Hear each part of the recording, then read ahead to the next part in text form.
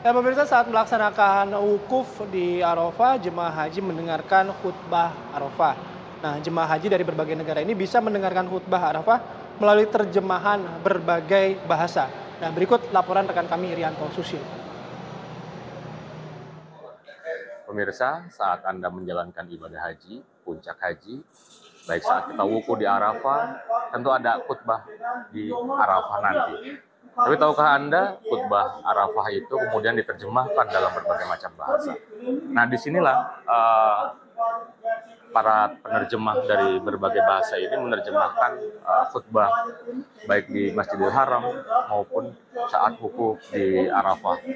Ada berbagai macam layanan bahasa yang kemudian terjemahkan, dan salah satunya kita akan berbicara dengan Pak penerjemah dari khutbah untuk bahasa Indonesia. Ayo, kita.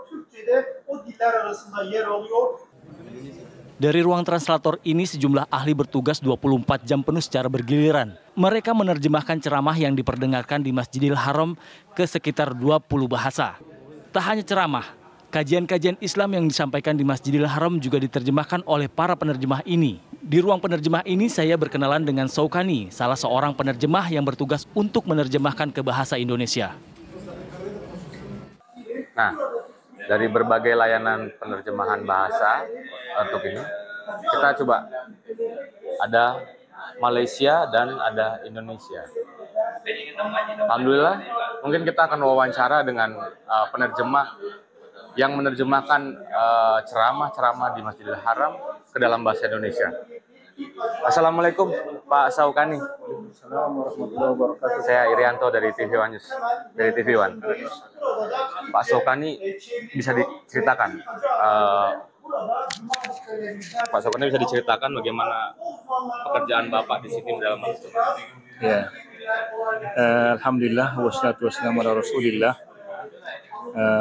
Pertama sekali puji dan syukur kepada Allah SWT, dan kemudian salawat dan salam kepada Rasulullah SAW. Alhamdulillah kami di sini menerjemah khutbah di Masjidil Haram, khutbah yang disampaikan khatib di mimbar Masjidil Haram. Dan proyek ini sudah berjalan lebih kurang 8 tahun. Alhamdulillah, dan di sini kami menerjemah khutbah, begitu juga kajian ilmiah yang disampaikan di Masjidil Haram, ya, terutamanya kajian Syekh Profesor Dr. Abdurrahman As-Sudais. Juga kami menerjemah buku-buku di Masjidil Haram yang diterbitkan dari Riasatul Haramain.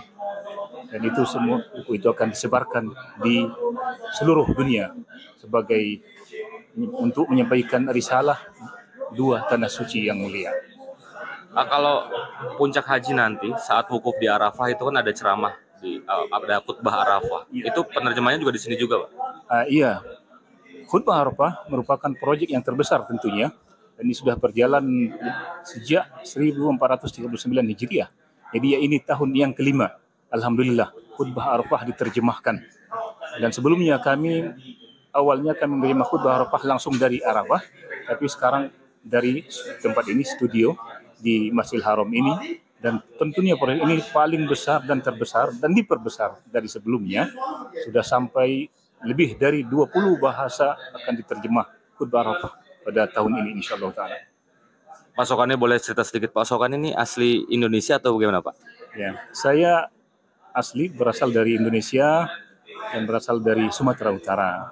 Saya datang ke Tanah Suci awalnya melanjutkan studi program S3 di Universitas Ummul Qura, Makkah Al-Mukarramah. Kemudian alhamdulillah dimuliakan Allah Subhanahu wa taala bisa menerjemah di di dua masjid suci ini. Alhamdulillah. Masya Allah, Masya Allah. Jadi pemirsa, kita sudah tahu ya bagaimana dapur penerjemahan yang difasilitasi oleh Kerajaan Arab Saudi, bagaimana kemudian jamaah haji dari berbagai negara bisa mendengarkan khutbah dalam bahasa mereka yang bisa mengerti. Dari Mekah, Arab Saudi, Irianto Susilo, Ari Juhri, TV One mengabarkan.